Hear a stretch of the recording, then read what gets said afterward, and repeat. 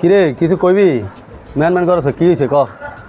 Doctor সাহেব, হ্যাঁ season মনে হয় খারাপ যাচ্ছে। সিজন খরা যা কেন? যে কোনোই রুগী টুগী তো আসতেছে না।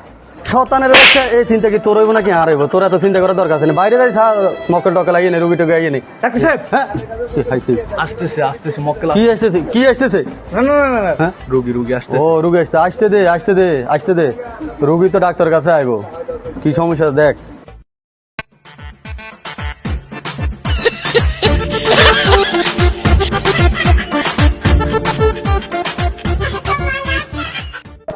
আসসালামু আলাইকুম ডাক্তার সাহেব। ওয়ালাইকুম আসসালাম। কাকা কি সমস্যা নের কোন? ডাক্তার সাহেব, আমার তো পেশাবে সমস্যা। কি বলে কি সমস্যা? ডাক্তার সাহেব, গ্রামের লোক তো প্রেশারের সমস্যা, এই জন্য বলতেছে হেসাবের সমস্যা, বুঝছেন? ও আচ্ছা, ওনার প্রেশারের সমস্যা। জি জি। আর এটা তো কোনো সমস্যা না। ঠিক আছে দেখি।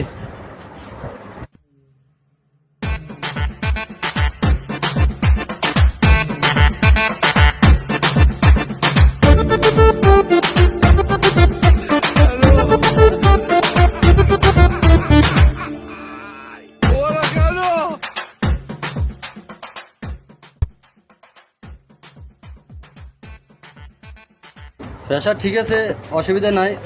একখানা সমস্যা আছে আর কি, এটা লিখে দিয়ে তুই বুঝে দিস, এটা খাইলে ঠিক হয়ে যাবো। ঠিক আছে নি? ডাক্তার সাহেব, হ্যাঁ আমার তো আর একটা সমস্যা হয়ে গেছে। আরেকটা সমস্যা? কি সমস্যা? আমার তো পাতলা পায়খানা। পাতলা পায়খানা? জি। কেমন পাতলা? আজকে 2-3 বার গেছি। চাচা 2-3 বার সকাল হইতে যে পাতলা পায়খানা হয়েছে, কিরকম পাতলা পায়খানা এটা কোন? ডাক্তার সাহেব, এমন পাতলা দাঁড়ান না, আপনি মুখে লইয়া কুলি করতে পারবেন।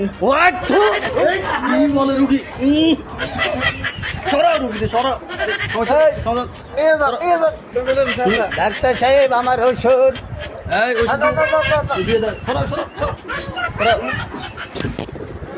সর্বনাশ করছে ডাক্তার সাহেব, একবারে গন্ধ ছড়াই দিছে।